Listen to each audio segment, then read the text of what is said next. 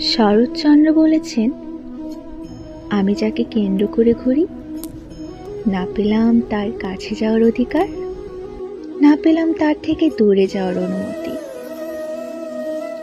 এই মানুষগুলো বড্ড ভয়ঙ্কর। এরা আমাদের তাদের জীবনে রাখবেও না, আবার দূরেও সরে যেতে দেবে না। কেবলমাত্র অযত্ন, অবহেলা আর মিথ্যে মায়াজালে বেঁধে রাখবে। আর আমরাও এই যে বোকা মানুষ, বোকা মানুষরা তাদের এই মিথ্যে মায়ায় পড়ে রই আজীবন।